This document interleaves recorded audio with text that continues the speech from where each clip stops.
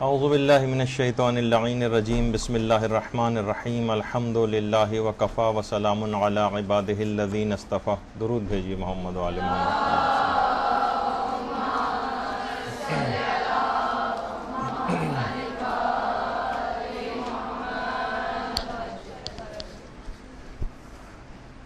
گناہوں کو ترک کرنے کے سلسلے میں ہماری حکمت عملی کیا ہو، اس متعلق ہماری گفتگو جاری تھی، اور آج یقیناً انشاءاللہ آخری گفتگو ہوگی اس موضوع پر. موضوع تھا ہی اتنا اہم کہ اس کو بیچ میں اس انداز سے چھوڑ دینا مناسب نہیں لگا، کیونکہ جیسے میں نے پچھلی دفعہ بتایا تھا کہ علم حاصل کرتے چلے گئے اور گناہوں سے اپنے آپ کو نہیں بچا سکے تو آپ ایک ایسی عمارت کھڑی کریں گے کہ جس کی کوئی بنیاد نہیں ہوگی، جو ہوا کے ایک جھونکے سے گر جائے گی. یہی وجہ ہے کہ ہم ترتیب کے ساتھ بہت ساری چیزیں آپ کی خدمت میں عرض کر رہے ہیں، اور آج جو نیا نقطہ آج ہے کہ ہم کس طریقے سے اپنے آپ کو گناہوں سے بچا سکتے ہیں، اس میں سے ایک طریقہ ہے مستحبات کو زیادہ سے زیادہ انجام دینا.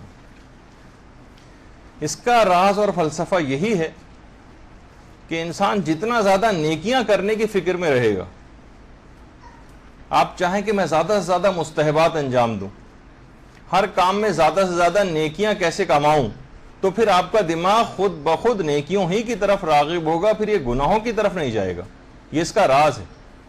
یعنی اگر آپ زیادہ تر اس بات کی فکر میں رہیں گے، مثلا آپ حتیٰ کہ یہاں تک کہ آپ اگر بیت الخلاء بھی جانا چاہیں، ٹوائلٹ، تو آپ اگر اس میں بھی نیکیوں کی تلاش میں رہیں، ذرا سا توضیح المسائل نکال کر اگر آپ پڑھ لیں کہ کتنے مستحبات ہیں، کیا مکروہات ہیں، کھانا کھانے آپ بیٹھ رہی ہیں، کیا مستحبات ہیں، کیا مکروہات ہیں، کون سا نیک کام کروں میں تو ثواب زیادہ لے لوں، صدقہ آپ دینا چاہ رہی ہیں تو کون سا ایسی چیزیں میں نیتیں کر لوں کہ جس سے صدقے کا ثواب ملٹیپلائی ہو جائے.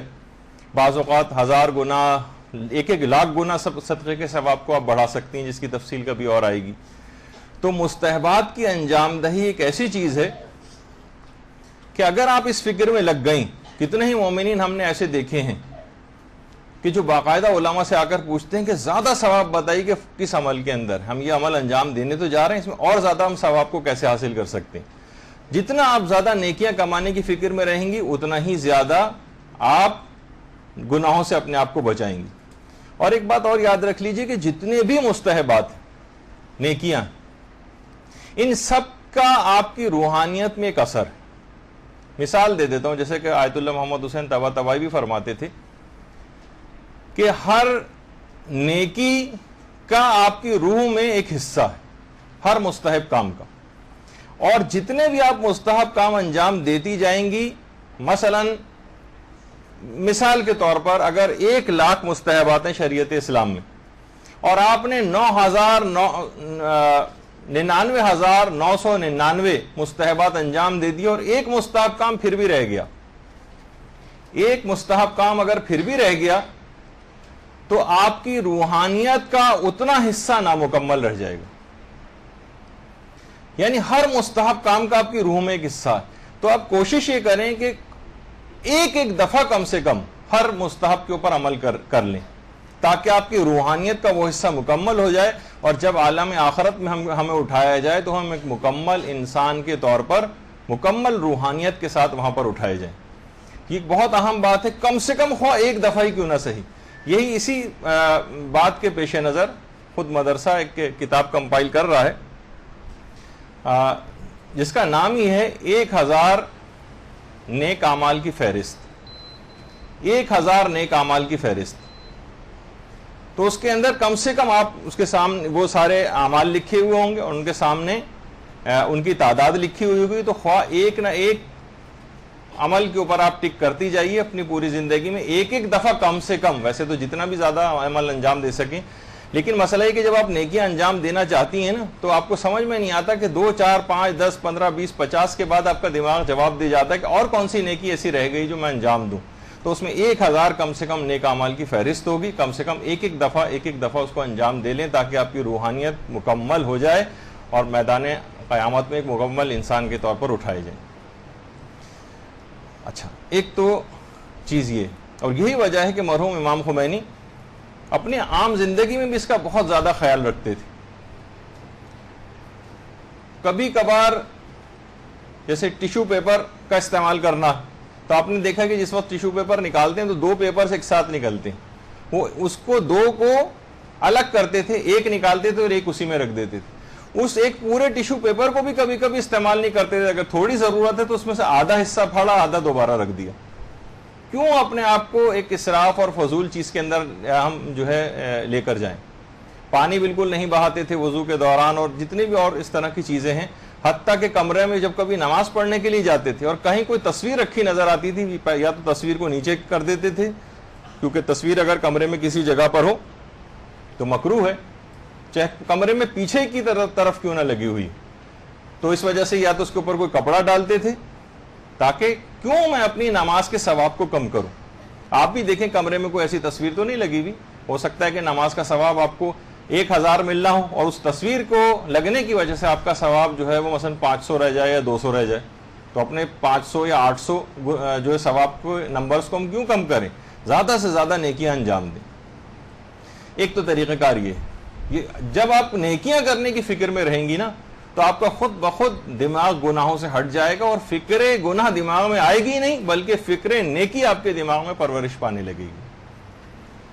اس کے بعد اگلا نقطہ جو اس سلسلے میں یہ ہے کہ اپنے نفس کو بہلا بہلا کر نیکیاں کروائیں کہ سیدھے طریقے سے یہ باز آنے والا نہیں ہے، گناہوں کو نہیں چھوڑے گا، نیکیوں کی طرف اس کو اس طرح سے لانا پڑے گا.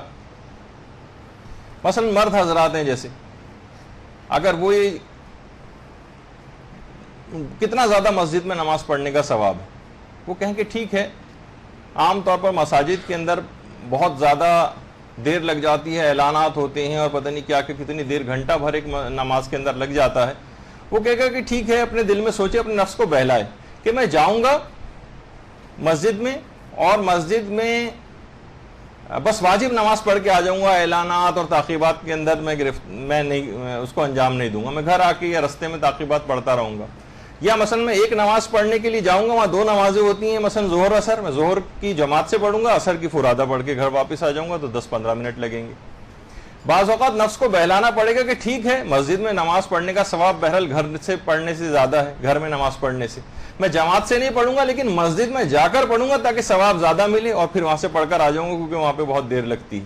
جب یہ آہستہ آہستہ اپنے آپ کو لے جائے گا مسجد کی طرف تو خود بخود اس کا دل چاہنے لگے گا کہ اب میں جب آ ہی گیا ہوں تو کیوں نہ جماعت پڑھ کے جاؤں، جب ایک نماز پڑھ لی ہے تو کیوں نہ اب دوسری جماعت سے بھی کیوں نہ پڑھ لوں، جب دوسری جماعت بھی ہو گئی تو تھوڑی سی تعقیبات بھی کیوں نہ پڑھ لوں. اس طرح سے اپنے نفس کو یہ بہلائے اور اپنے آپ کو اس انداز سے لے کر چلے کہ یہ تمام نیکیاں وہ کر سکے. اس کو ایک اور بھی چیز ہوتی ہے، دیکھیے اب میں نے اس سے پہلے عرض کیا تھا کہ اگر کوئی شخص ایکسرسائز کرنا چاہے تو جناب اگر پہلے دن وہ 1 گھنٹے کی واک کرے گا تو اگلے دن ٹانگوں میں اتنا شدید درد ہوگا کہ وہ واک کر ہی نہیں سکے گا. تو کیوں نہ وہ اسٹریچنگ اس سلسلے میں کرے، 15-20 منٹ کی واک کرے اور آہستہ آہستہ اپنے ٹائم کو بڑھائے. یعنی ایک لحاظ سے یہ اپنے جسم کو عادی بنانا ہے یا بہلا کر اسے ایکسرسائز کی طرف مائل کرنا.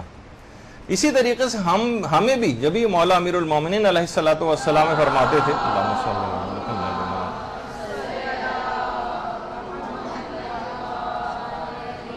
مولا فرماتے تھے کہ اپنے نفس کو بہلا کر نیکیاں کرواؤ تاکہ یہ مکمل اطاعت الہی کو اختیار کر لے. مثلا ایک بزرگ خود فرماتے ہیں کہ میں نماز شب پڑھنے کا عادی نہیں تھا، لیکن انہوں نے اپنے نفس کو بہلایا کہ ٹھیک ہے، نماز شب مجھ سے اٹھ کر نہیں پڑھی جاتی لیکن میں الارم ضرور لگاؤں گا نماز شب کے وقت. ٹھیک ہے، چاہے میں الارم بند کر کے سو جاؤں لیکن میں اٹھوں گا ضرور. انہوں نے وہ کرنا شروع کیا، انہوں نے یہ کرنا شروع کیا. کیا کوئی مسئلہ ہو رہا ہے؟ جی، نفس کو بہلا کر نیکیاں کرواؤ تاکہ یہ مکمل اطاعت الہی اختیار کر لے. تو انہوں نے کہا کہ میں نماز شب کے لیے اٹھنا میرے لیے مشکل ہے لیکن میں الارم تو لگا سکتا ہوں. نماز شب نہیں پڑھوں گا لیکن اٹھوں گا ضرور. اچھا، جب اٹھنے لگے تو انہوں نے کہا کہ جب میں اٹھ ہی گیا ہوں تو میں تھوڑی دیر کے لیے پاؤں لٹکا کے بستر سے نیچے ضرور بیٹھوں گا. 2 منٹ اور بیٹھ کے ایک تسبیح پڑھ لوں گا پھر چاہے سو جاؤں. پھر تمہوں نے یہ اسٹریچنگ ہو رہی ہے, نفس کو بہلایا جا رہا ہے, آگے کی طرف لایا جا رہا ہے, اسے رام کیا جا رہا ہے. جب اٹھ کے بیٹھی گئے تو کہا کہ چلو وضو کر کے آ جاتا ہوں. جب وضو کر کے آئی گئے تو کسل مندی ویسے ہی سستی وغیرہ دور ہو جاتی ہے وضو کرنے سے. جب اٹھی گیا ہوں تو چلو نماز شب بھی پڑھ لیتا ہوں. یہ بہت ہی نحوست والا ہمارا نفس ہے, یہ اتنے آرام سے قابو میں نہیں آئے گا. اس کے لیے اس طرح کی چکر بازیاں کرنی پڑیں گی. یعنی یہ میں ذرا ویسی زبان استعمال کر رہا ہوں بازاری ٹائپ کی, لیکن کیا کریں کہ اس کا عادی ہو گیا ہے.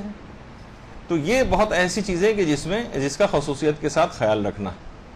نفس کو بہلا کر نیکیاں کروائیے, ایک دم سے بہت سارے کام نہ کروائیے ورنہ بہت مشکل ہو جائے گی اور یہ ایک دم سے انکار کر دے گا اس کام کو کرنے میں. پھر اس کے بعد اگلا طریقہ ہے, جہاں تک بھی ممکن ہو سکے جو مختلف علاقوں میں جو دروس ہو رہے ہیں, درس و تدریس ہو رہی ہے, اس میں یا تو شریک ہوں یا آپ خود اس کا انعقاد کروائیے. دروس اخلاق اور دروس فقہ میں شرکت. درس اخلاق سے انسان مائل ہوتا ہے کہ وہ اطاعت پروردگار انجام دے, اور اطاعت پروردگار کیسے انجام دے اس کے لیے درس فقہ ہوتا ہے کہ عمل کو تاکہ ٹھیک طریقے سے انجام دے سکے. خالی اخلاقیات سے بھی کام نہیں چلتا اگر عمل غلط ہو رہا ہو, اور اخلاقیات راغب کرتی ہے انسان کو عمل کی طرف لانے کے لیے. تو ایسے درسوں یا تو آلریڈی درس ہو رہے ہیں, آپ پتہ چلائیں کہ ایسے درس کہاں ہو رہے ہیں, نہیں اگر ہو رہے کسی جگہ تو آپ ان کے کیسٹس لے کر سنیں. روزانہ کی بنیاد پر آپ لوگوں کا معمول ہونا چاہیے. یہاں پر ایک دن کی جو کلاس ہے ہرگز بھی کافی نہیں, یقین کیجئے کہ بالکل بھی کافی نہیں ہے. آپ کو الگ سے باقاعدہ پوری لائبریری آپ کے پاس ہے, روزانہ کی بنیاد پر ایک ایک کیسٹ تو کم سے کم ضرور آپ لے جا کر گھر پہ سنیں تاکہ ذرا تیز رفتاری سے کام مکمل ہو سکے. یہ تو حالات خراب ہو جاتے ہیں, کبھی کچھ ہو جاتا ہے, اتنی کم کلاسز بعض اوقات ہو پاتی ہیں کہ آپ کے لیے بہت ہی کم اور نامناسب ہے اتنا. وہ نیچے جا کے پوری لائبریری ہے اس کام کے لیے, وہاں سب لسٹیں بھی موجود ہیں, ہر جگہ آپ جا کر دیکھیں اور جو بھی آپ کو مناسب لگے وہ جا کر لے سکتی ہیں. اچھا, اب یا تو اس طرح پہ عمل کریں یا پھر ایک اور چیز اگر ہو سکے تو اپنے گھروں میں کیوں نہیں منعقد کرتی ہیں آپ کوئی ایسا, یہاں پہ مدرسے کی سینئر طالبات بھی ہیں, بہت اچھے درس دیتی ہیں, آپ ان کو لے کر آئیں. بہت سے قوم سے فارغ التحصیل طالبات یہاں پر آئی ہیں, ان سے آپ فیضیاب ہوں. بہت سے علماء یہاں پر موجود ہیں, اپنے گھروں میں انعقاد کروائیں. جب نیا انقلاب اسلامی ایران آیا تھا تو آپ نے دیکھا تھا کہ اس کے ثمرات کتنے زیادہ پھیلے تھے, کیونکہ ہر گھر میں تقریباً درس ہونے لگے تھے, تقریباً ہر گھر میں دعائے کمیل ہوتی تھی, ہر گھر میں حدیث قصہ ہونے لگی تھی, ہر گھر میں مثلاً دعائے ندبہ ہونے لگی تھی, اس طرح کی محفلیں منعقد ہونے لگی تھیں. تو گھروں میں کرنے کا ایک فائدہ یہ ہوگا کہ بہت سارے گھر کے آپ کے ایسے افراد جو کہ عام طور پر نہ کبھی مسجد آتے ہیں نہ کبھی مدرسے آتے ہیں, ان کو دین کہاں تک پہنچے, کیسے پہنچے گا, آپ کی وہ بات سنیں گے نہیں اتنی جلدی. تو آپ کم سے کم اگر جب گھر میں اس چیز کا انعقاد ہوتا ہے تو ایسے افراد بھی اس گھر میں شریک ہو جاتے ہیں کہ جو عام حالات میں کہیں علم حاصل کرنے نہیں جا سکتے. تو آپ کو خود ہی کچھ ایسے, کیونکہ اکیلا آدمی, یہ بات یاد رکھ لیجئے کہ خود تو آپ میراتھن میں اول آ رہی ہیں اور گھر والے سارے جو ہے مثلا سلو سائیکلنگ کے مقابلے کے اندر اول آ رہے ہیں, سب اتنے زیادہ پیچھے کی طرف جا رہے ہیں. تو آپ کبھی بھی آپ کو خود تھوڑا سا ان کو اپنے ساتھ لے کر چلنا پڑے گا اور کچھ اقدامات کرنے پڑیں گے. تو ایسے دروس جو ہے وہ منعقد کروانے, اور خود ہم دیکھتے ہیں کہ ایران میں حتیٰ کہ علماء بڑے سینئر علماء وہ تک درس اخلاق اور دروس جو ہوتے ہیں اس میں جا کر اٹینڈ کرتے ہیں. امام خمینی جس وقت درس دیا کرتے تھے تو آپ دیکھ رہے ہیں کہ سارے امامے آپ کو جو ہے سامنے نظر آ رہے ہیں. تو علماء خود بھی اس سے مستثنا نہیں سمجھتے اپنے آپ کو, یعنی وہ دروس کے اندر شریک ہوتے ہیں. اور کیونکہ کسی بھی جگہ جا کر درس میں شریک ہونا خود اس محفل کا ایک اپنی ایک چاشنی, مثلا یہی چیز اگر آپ صرف ٹی وی کے اوپر دیکھ لیں, اس کا صرف کیسٹ سننے تو آپ کو وہ مزہ نہیں آئے گا جو اس محفل کے اندر بیٹھنے کا ایک مزہ ہوتا ہے, جو لطف ہوتا ہے, اور جو ایک روحانی بالیدگی اور ایک نمو آپ کو حاصل ہوتا ہے آپ کی روح کو, وہ عام طور پر کیسٹوں وغیرہ کے ذریعے سننے میں نہیں ہوتا. لیکن بعض اوقات نہیں اگر کوئی شخص آ سکتا تو کم سے کم یہ چیزیں تو وہ اس طرح سے انجام دے سکتا ہے نا. آپ نے دیکھا کہ مثلا ابھی کچھ ہی عرصے پہلے آقا علی پناہ اشتہاردی قم میں سب سے بڑا درس اخلاق ان کا ہوا کرتا تھا. کچھ ہی عرصے پہلے ان کا انتقال بھی ہوا ہے, اور جس وقت یہ کبھی آتے تھے قم میں رہتے تھے اور وہیں پر درس اخلاق ہوتا تھا. جب درس کے لیے آتے تھے تو اکثر ممبر پر بیٹھ کر ابھی درس شروع بھی نہیں ہوا کہ زاروں قطار رونا شروع کر دیتے تھے, اور یہاں تک کہ ابھی کچھ بیان بھی نہیں ہوا مجمع بھی بیٹھ کے رونے لگتا تھا خوف خدا سے, اور یہاں تک کہ بعض اوقات معمولی سا بیان کرنے کے بعد ہی وہ مجلس برخاست ہو جاتی تھی اور لوگ آنسو پوچھتے اپنے اپنے گھروں کو جاتے تھے. تو خود ان کا درس اخلاق آقا علی پناہ اشتہاردی ان کا نام ہے, علی پناہ اشتہاردی ان کا ایک درس ہوتا تھا. اسی طریقے سے آیت اللہ سید دست غیب شیرازی, ان کی کتنی کتابیں بھی ہیں اخلاقیات کی, وہ آپ لے کر پڑھ سکتی ہیں, اور ان کا درس اخلاق بڑا مشہور تھا آقا علی پناہ اشتہاردی کا. اسی طریقے سے امام خمینی حتیٰ کہ جب فرانس میں جلا وطن تھے تو وہاں پر بھی ان کا درس مستقل چلتا تھا, اور اس میں خواتین بھی شریک ہوا کرتی. یعنی کہیں پر بھی انسان اپنا ایسا نہیں ہے کہ وہ اس سے مستثنا ہو جائے کہ اب تو میں علم میں کافی آ گیا ہوں, مجھے اس کسی درس وغیرہ کی کوئی ضرورت نہیں. حتیٰ کہ آقا علی آقا قاضی یہ خود مرحوم آیت اللہ بہجت کے استاد تھے, آیت اللہ خوئی کے استاد تھے. خود آیت اللہ بہجت علی آقا قاضی کے درس میں جایا کرتے تھے.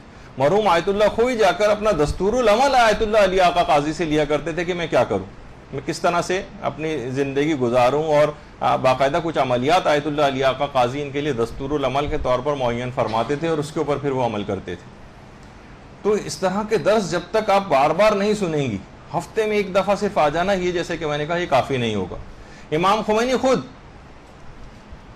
آقا جواد ملکی تبریزی کے درس اخلاق میں جایا کرتے تھے. یہ امام خمینی کے اساتذہ میں سے ہیں, آیت اللہ علی آقا قاضی, آیت اللہ بہجت وغیرہ کے جیسے کہ اساتذہ میں سے تھے, اور جواد ملکی تبریزی اور آیت اللہ شاہ آبادی امام خمینی کے عرفانیت کے استادوں میں سے تھے. اسی طریقے سے ہم یہ دیکھتے ہیں کہ سب سے زیادہ پاکستان کے لحاظ سے اگر ہم بات کریں, ویسے تو اور علماء بھی ماشاءاللہ کافی کام کیے, لیکن سب سے زیادہ کام جو ہم کو نظر آیا ہے درس فقہ اور درس اخلاق کے حوالے سے, وہ ہمارے استاد محترم مولانا مرزا محمد صادق حسن صاحب قبلہ, ان کا کام. اور پوری دنیا میں کس طریقے سے ایک ایک جگہ کے اوپر جاتے ہیں مولانا, یعنی واقعی ان کا اخلاص. اور دیکھیے میں نے جیسے پہلے کہا تھا کہ وہ کوئی شخص خود تو اپنی تعریف نہیں کرے گا, دوسروں کو چاہیے کہ اس کی نیکیاں جو ہیں دوسروں کو بتائیں, تاکہ لوگوں کو, ابھی تک پاکستان کے لوگوں کو اس بات کا احساس ہی نہیں. اصل میں ہم لوگ ہیں مردہ پرست قوم. جب کوئی شخص دنیا سے چلا جاتا ہے نا, پھر کہتے ہیں ارے بہت بڑی شخصیت ہمارے درمیان سے اٹھ گئی, اور جب تک وہ موجود ہوتا ہے ہم اس کے پیچھے مثلاً ڈنڈا لے کے لگے رہتے ہیں اور مستقل اس کو پریشان کرنے کی فکر میں رہتے ہیں. تو یہاں تک کہ خود مولانا محترم فرماتے ہیں کہ درس اخلاق اور درس فقہ کے لیے مختلف علاقوں کے اندر یہ جاتے تھے, تو بہت ساری جگہوں کے اوپر تو باقاعدہ گدا گاڑی تک کے اوپر بیٹھ کر گئے. یہاں تو بہت سارے افراد اس طرح کے کہ مرسیڈیز کار سے کم پہ جانے کو تیار نہیں ہوتے, مولانا سائیکل پر بیٹھ کے گئے ہیں. رکشا میں تو ہم خود ہی کتنی دفعہ مولانا کو لائے گئے ہیں, ساری زندگی ایک لحاظ سے کراچی میں تو رکشوں میں مولانا نے گزاری. تو بہرحال, تو اگر اس طرح کی چیزوں کا اگر آپ خیال کریں, یہاں پر سی ڈیز بھی اویلیبل ہیں, چاہیں تو مدرسے سے بھی آپ لے سکتی ہیں یہ تمام سی ڈیز وغیرہ, اور ورنہ آپ خود ایسے دروس کا انعقاد کروائیں اپنے گھروں میں, اپنے علاقوں میں, تو بہت اچھا ہے. اور دیکھیے ایک آدمی کبھی یہ کام نہیں کر سکتا, آپ اپنی ہم خیال خواتین کا ایک گروپ بنا سکتی ہیں. مثلا کوئی کہے کہ میرے پاس گاڑی ہے یا اس کا انتظام ہے میرے پاس, میں مثلا ذاکرہ کو یا عالمہ کو لانے لے جانے کا کام کر لوں گی. کسی کا گھر نسبتاً بڑا ہے اور وہاں پہ سہولت ہے, کہیں گے کہ انعقاد میرے گھر میں کر لیں. کوئی کچھ خاتون پیسوں کے لحاظ سے ذرا مضبوط ہو, کہیں تبرک کا انتظام میری طرف سے. کوئی جو ہے کچھ کر لے, کوئی کچھ کر لے. کسی کو چائے بہت اچھی بنانی آتی, کم سے کم میں اس محفل کے لیے چائے میں بنا دیا کروں گی, یا میں اس کا انتظام کر دوں گی. تو اس طرح سے کام جب ڈیوائڈ ہو جائیں گے تو ایک آدمی کے اوپر ہی بوجھ نہیں ڈل جائے گا کہ وہی آدمی عالم کا بھی انتظام کرے, وہی جو ہے کھانے کا بھی انتظام کرے, وہی تمام چیزوں کا انتظام کرے, وہی اطلاع دینے کا بھی انتظام کرے. بہت سی خواتین ہیں کہیں گے میرے پاس ایسے پیکیجز ہیں, میں فون کے ذریعے ہر ایک کو انفارم کروں گی, یہ والی ذمہ داری میری ہے. صرف 4-5 خواتین مل کر بھی ایک علاقے کے اندر بہت اچھا کام کر سکتی ہیں. بہت بڑی تعداد نہیں چاہیے کہ 1500 کی تعداد چاہیے کسی علاقے میں درس کروانے کے لیے, صرف 2-3 خواتین مل کر بھی بہت اچھا کام کر سکتی ہیں. تو یہ اس کا خاص طور پر کسی اپنے مسجد میں کروا لیں, امام بارگاہ میں کروا لیں, کسی ایسے گھر میں کروا لیں جہاں پہ خواتین جمع ہو سکیں. اور اس میں یہ نہیں کہ بہت بڑی تعداد ہی چاہیے, 5-10 عورتیں بھی اگر کسی ایک درس میں بیٹھ رہی ہیں تو بس بہت کافی ہے. آپ گھر کے افراد بھی ہوں گے, کچھ باہر سے آ جائیں گی, ریگولر وہ ہو جائیں گی, اور آپ خود دیکھیں گے گھروں میں برکتیں نازل ہوں گی. ایسی ایسی برکتیں گھر کے اندر آئیں گی, آپ دیکھیں گے کہ پریشانیاں گھروں سے غائب ہونے لگیں گی. محمد و آل محمد کی تعلیمات آپ بیان کروائیں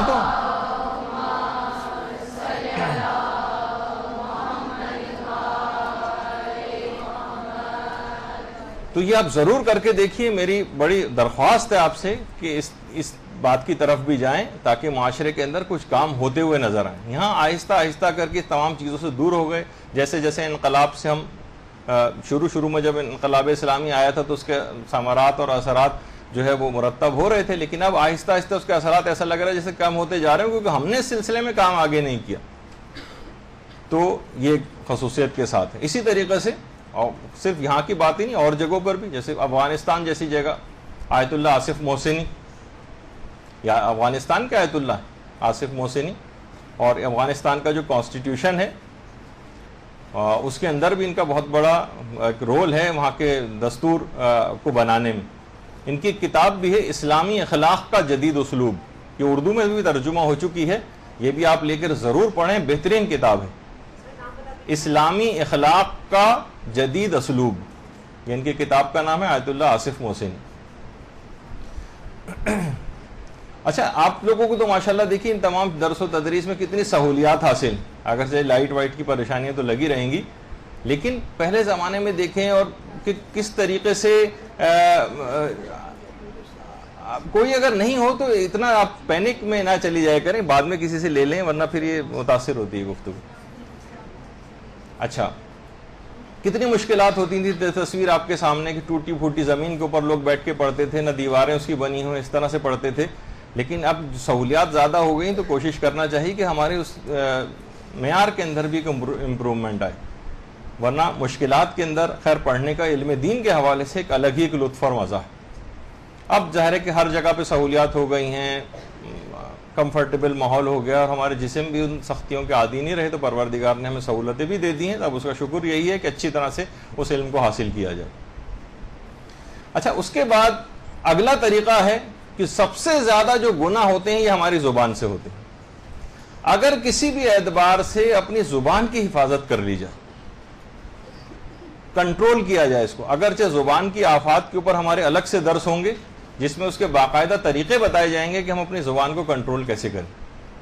دیکھیے, اس کو شتر بے مہر کی طرح سے جس طرح سے ہم نے آزاد چھوڑا ہوا ہے, اس کا لازمی نتیجہ ہوگا کہ یہ 2 تولے کی زبان یہ جہنم میں لے جانے کے لیے کافی. کہا جاتا ہے نا زبان کے لیے کہ یہ قلیل الحجم و کثیر الجرم, اس کا سائز تو بہت چھوٹا ہے لیکن اس کے جرائم کی فہرست بہت طویل ہوتی, اور یہ اکیلی بھی یہ زبان یہ جہنم میں لے جانے کے لیے بہت کافی ہے.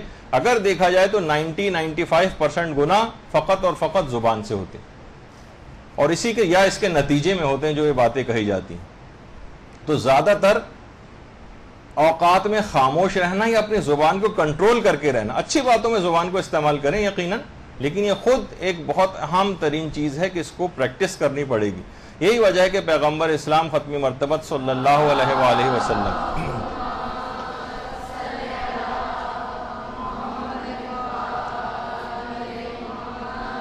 فرماتے تھے کہ طویل خاموشی شیطان کو بھگانے کے ہتھیاروں میں سے ایک ہتھیار.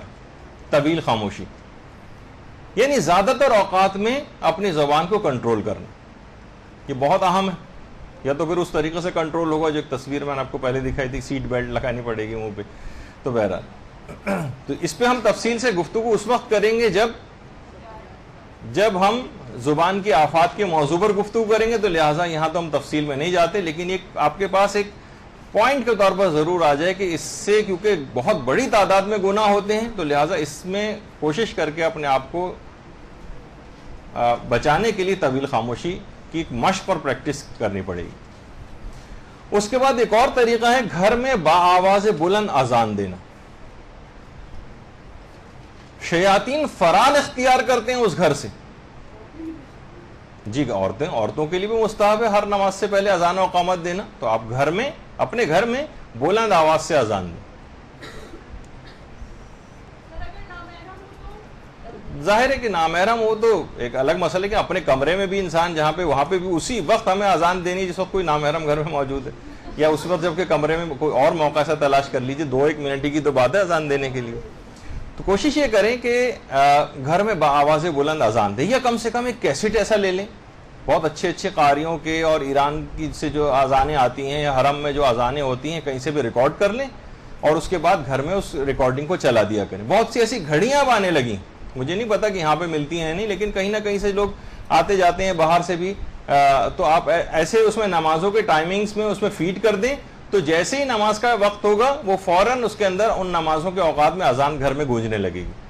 اور شیعہ اذان شیعہ طریقہ سے جو دی جاتی ہے وہ اگر ہو تو شیاطین وہاں سے فرار اختیار کرتے ہیں۔ اور بہت سی طریقوں کے اندر یہ بھی ہے کہ اگر کسی بچے کا یا کسی نوجوان کا اخلاق خراب ہو جائے، یعنی کہ وہ بگڑا جا رہا ہے، تو اس کا بھی ایک طریقہ یہ بتایا گیا کہ اس کے کان میں اذان دی جائے۔ اچھا، کان میں اذان دینے کے معنی نہیں کہ بالکل ہم نا منہ سے کان کے اندر گھسا دیں، وہاں جا کر اذان دیں۔ مثلا اگر آواز اس کے کان تک پہنچ رہی ہے تو یہ بھی کان میں اذان دینا ہی شمار ہوگا۔ اور بچہ بھی جب پیدا ہوتا ہے کان میں اذان دی جاتی ہے تو اس کا بھی فلسفہ یہی کہ پہلے اس کے کان میں جو الفاظ جائیں وہ وحدانیت پروردگار، رسول کی رسالت، ائمہ کی امامت اور نیکیوں کی ترغیب کے طور پر کان میں اس کی ابتدا ہی ایسے ہو تاکہ پھر یہ ساری زندگی شیاطین سے محفوظ رہ سکے، یعنی مستحبات میں سے۔ تو گھر میں اس طرح سے جو اذان دی جائے گی، اور حتیٰ کہ بہت سارے کان کے امراض کے لیے اذان کا کان میں جانا بہت فائدہ مند۔ روایت میں کہ کان کے امراض اس سے دور ہوتے ہیں، تو بہت سے بچے جن کو سماعت کم ہوتی ہے یا اور کوئی ایسا کان کا مسئلہ ہے تو وہ بھی وہاں اگر اذان دی جائے ان کے کان میں تو اس سے بھی یہ سب بیماریاں بھی دور ہوتی ہیں۔ تو ہماری روح کی بیماریاں بھی اذان سے دور ہوں گی اور ہماری جسمانی بیماریاں بھی اذان کے ذریعے دور ہوں گی۔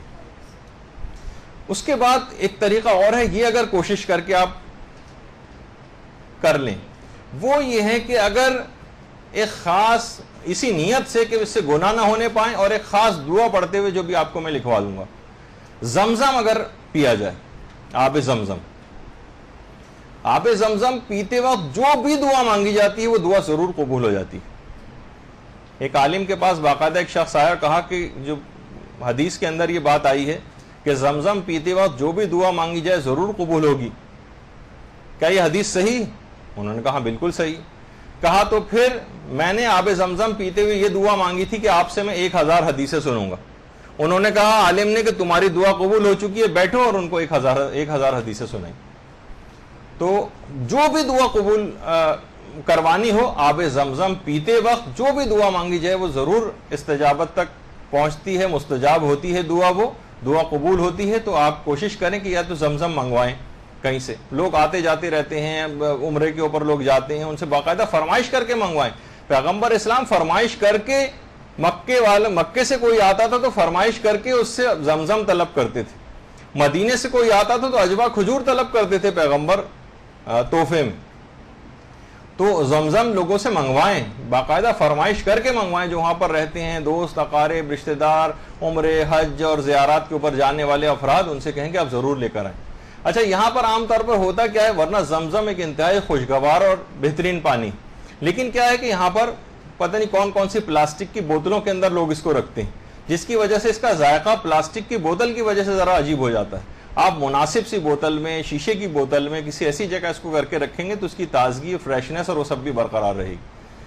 تو زمزم خود ایک انتہائی متبرک پانی ہے، اور یہ اندر کی تمام برائیوں کو اور بیماریوں کو بھی دھو کے صاف کر دیتا ہے، جیسے کہ اس کی دعا کے اندر آگے چل کر آپ دیکھیں گے۔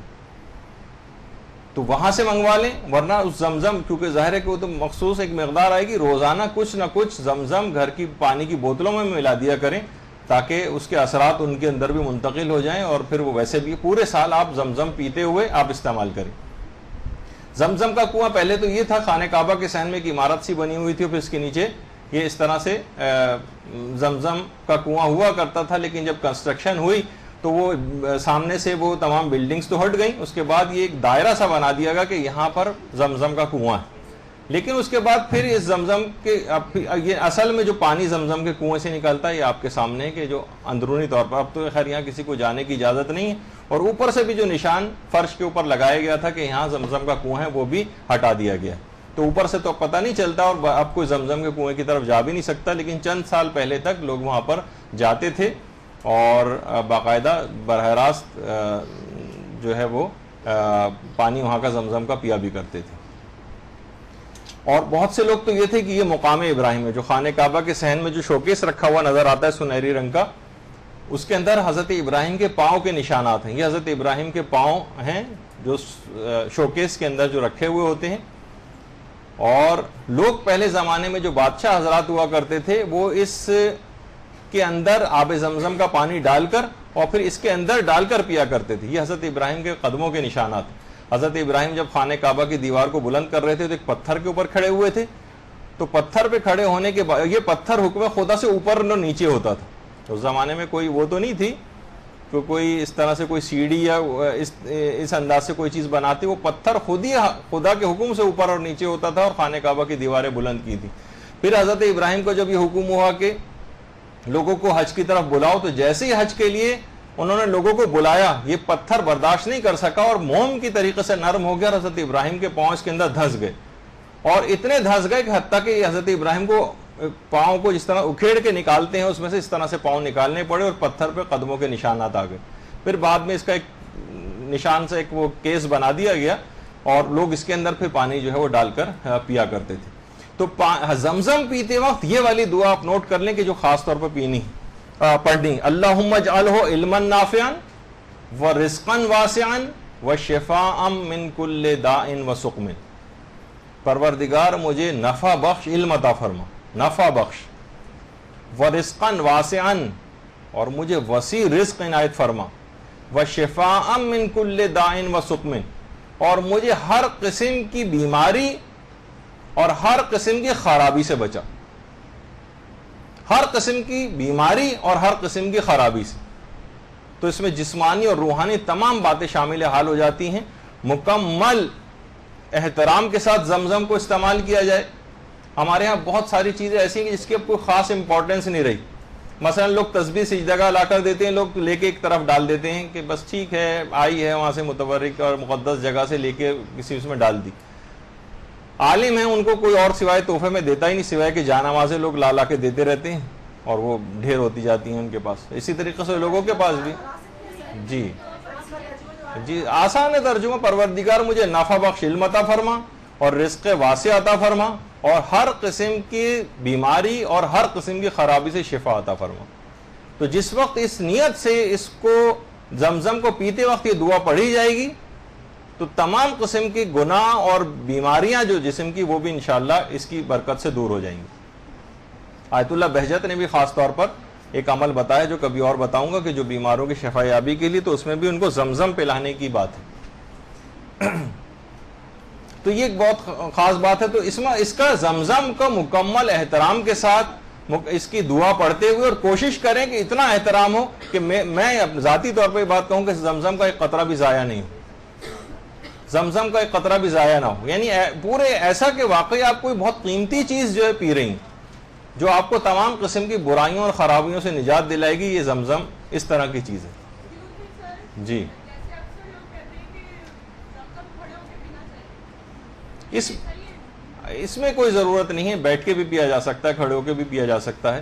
ورنہ زمزم کو اپنی پیٹھ پہ ڈالنا، اپنی کمر پہ ڈالنا، اپنے سر کے اوپر ڈالنا، یہ بھی بہت سارے حج کے مستحبات میں سے ہے جو وہاں پہ اعمال انجام دیے جاتے ہیں کہ جس وقت انسان صفا و مروہ کی سعی کے لیے جاتا ہے تو مستحب ہے کہ پہلے زمزم پیے اور اس زمزم کو اپنے سر پہ اور اپنی کمر کے اوپر بھی ڈالے، کیونکہ پیغمبر نے بھی یہ طریقہ کار اختیار کیا تھا.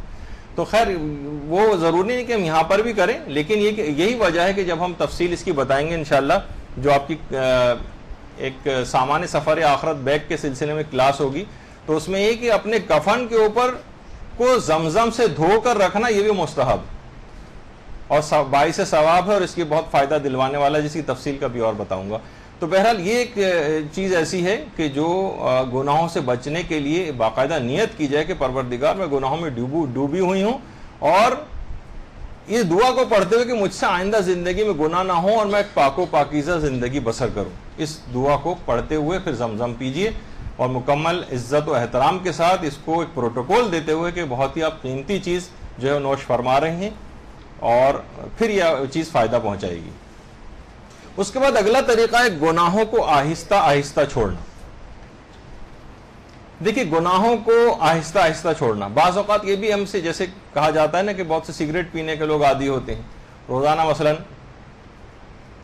25-30 سگریٹ پی رہے ہیں، یا بہت سے لوگ تو صرف ایک دفعہ تیلی سلگاتے ہیں اور سگریٹ سے سگریٹ بجھاتے سلگاتے ہیں، اس کے بعد تو بہرحال اس میں ذرا ٹائم لگ جاتا ہے. لوگ کہتے ہیں بھائی اگر سگریٹ چھوڑنی ہے تو آپ کو کم کرتے کرتے جانا پڑے گا، کم کرتے کرتے پھر چھوڑیے. اگر 20 پیتے تو 10 کر دیں، پھر 5 کر دیں، پھر آہستہ آہستہ اس طرح سے ختم کریں. تو اس میں بہرحال تھوڑا سا ٹائم لگتا ہے، لیکن یہ بھی ایک طریقہ کار ہے گناہوں کو آہستہ آہستہ چھوڑنا.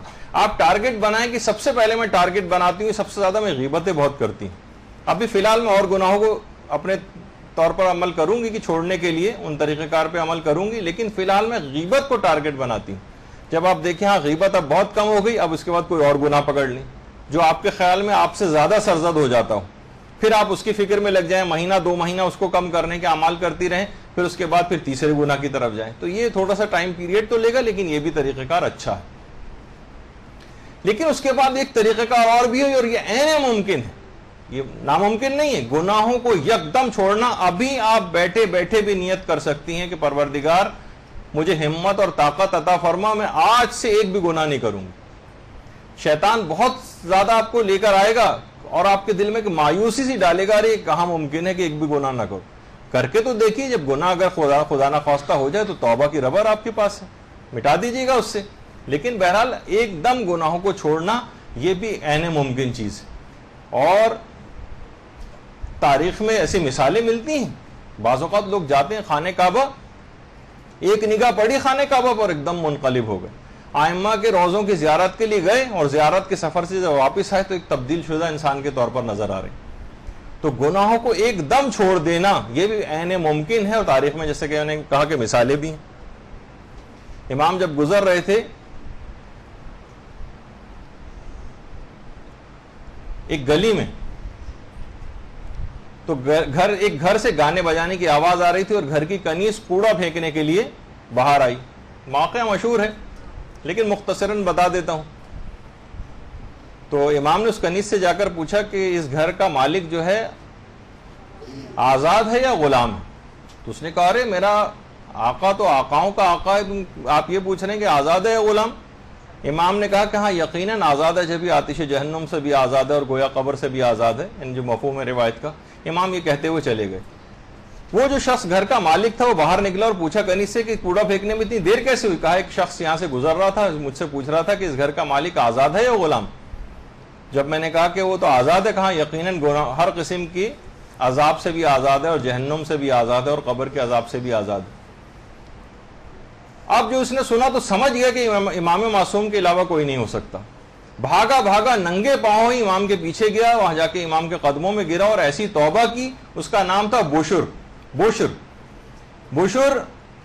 ایسی توبہ کی کہ پھر ساری زندگی وہ ننگے پاؤں رہا. اس کا نام ہی پڑ گیا بشر حافی. حافی کہتے ہیں ننگے پاؤں رہنے والا. اس نے کہا کہ میں نے ایسی سچی توبہ اس وقت کی ہے، میں چاہتا ہوں کہ ساری زندگی مجھے اپنا امام سے کیا گیا وعدہ یاد رہے کہ اب میں کوئی گناہ نہیں کروں گا. اور ساری زندگی اس بات کو یاد رکھنے کے سلسلے میں بشر نے کبھی پاؤں میں چپل نہیں پہنی، اور اس کا نام ہی پڑ گیا بشر حافی. آج تک تاریخ میں زندہ و جاوید شخصیت ہے. گناہوں کو ایک دم ترک کرنے کے سلسلے میں جب بھی کبھی کوئی بات کی جاتی ہے علماء اخلاق کی طرف سے، ناممکن ہے کہ بشر حافی کا یہ واقعہ وہ اپنی کتابوں میں نے لکھے یا بیان نہ کریں. یہ خود ایک انتہائی اہم ترین چیز. جی یہ غالباً 7ویں امام کا ہے. اللہم صلی علی محمد و آل محمد.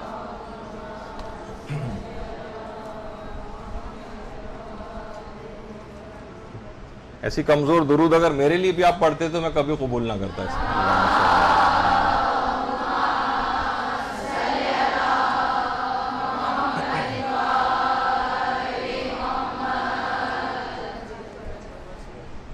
اس کے بعد اگلا طریقہ ہے، یہ علماء بیان کرتے ہیں کہ دوسروں کے عیبوں سے انسان نصیحت حاصل کرے. معاشرے کے اندر آپ کو کتنے گناہگار نظر آئیں گے اور کتنے گناہ ہوتے ہوئے آپ کو نظر آئیں گے، ان کے عیبوں سے نصیحت حاصل کریں. مثلا کوئی غیبت کر رہا ہے، آپ فوراً دماغ میں لے کے آئیں کہ یہ عیب تو مجھ میں بھی پایا جاتا ہے. کوئی اگر کوئی گناہ کے اندر مبتلا نظر آ رہا ہے، آپ کو احساس ہو رہا ہے کریے تو حسد میں کسی کی خاتون بات کر رہی ہیں، آپ کہیں گے یہ گناہ عیب تو میرے اندر بھی پایا جاتا ہے.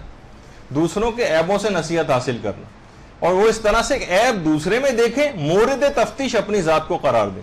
اس کی کھوج میں اپنی ذات کے اندر لگ جائیں کہیں یہ گناہ میرے اندر تو نہیں ہے. بہت سے لوگ اس پہ بھی عمل کرتے ہیں. دیکھیے اس ہمارا طریقہ کار ان افراد کی طرح سے، وہ جو 3-4 افراد نماز پڑھ رہے تھے، اس میں ایک آدمی بیچ میں بول پڑا تو برابر والا کہنے لگا کہ ارے نماز پڑھ رہے ہیں، کہہ رہے کہ نماز کے دوران بولتے نہیں ہیں. دوسرے نے کہا کہ تم بھی تو بولے ہو. تیسرا کہنے لگا خدا کا شکر ہے میں نہیں بولا. تو ہم ہر شخص جو ہے وہ اس انداز سے صرف ایک دوسرے کے اوپر تنقید کر رہا ہے اور اعمال سارے سبھی کے خراب ہیں.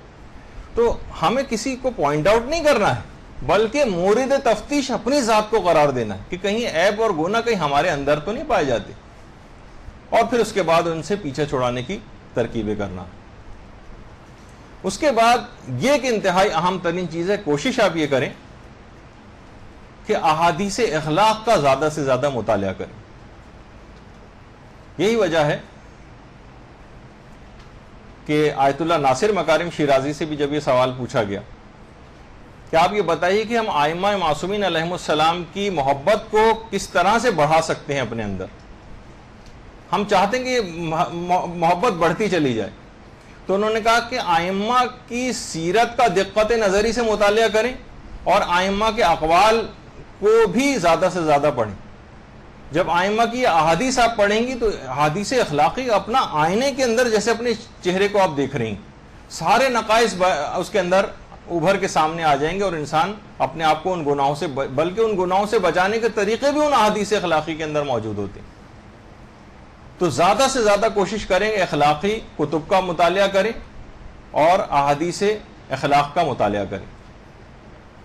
آیت اللہ حسین مظاہری کی کتابیں اس سلسلے میں اخلاق کے موضوع پر، وہ آپ پڑھ سکتی ہیں. اسی طریقے سے مثلاً میزان الحکمہ کے نام سے تقریباً 8 والیوم تو اردو ترجمہ ہو گئے ہیں اس کے، وہ آپ لے کے، وہ تو اگر تھوڑا سا بھی کسی کے پاس مالی گنجائش ہے تو اس کو 8 کی 8 جلدیں اپنے پاس لے کے رکھنی چاہیے. حروف تہجی کے اعتبار سے اخلاقیات کی جتنی حدیثیں ائمہ کی ہیں وہ ساری جمع کی. انتہائی بہترین کتاب ہے میزان الحکمہ.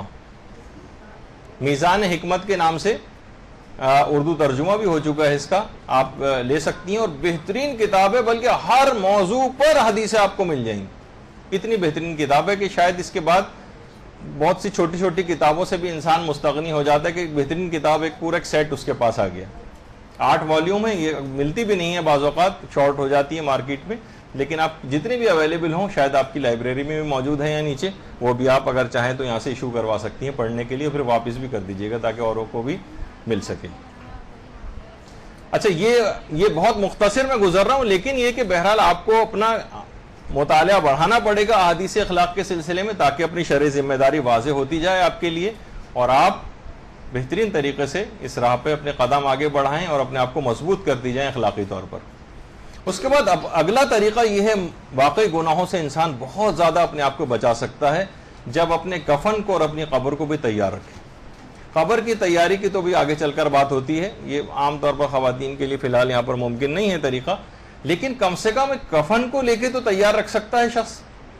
اور یہ بات یاد رکھ لیجئے کہ میں ویسے آپ کو بتا دوں اس کا ایک نقطہ، اس کے اندر نہ صرف یہ کہ خدا نخواستہ کوئی نحوست نہیں ہے، جیسے کہ عام طور پر لوگوں کا کانسیپٹ ہوتا ہے کفن گھر میں رکھا ہوا ہے تو بس اب مر کے ہی جانا ہے. الٹا ہے معاملہ، جو شخص جتنا زیادہ کفن کو اپنے تیار رکھے گا اور اس کو گاہے بگاہے دیکھے گا، اس کی عمر طویل ہوتی چلی جاتی. بالکل الٹا ہے.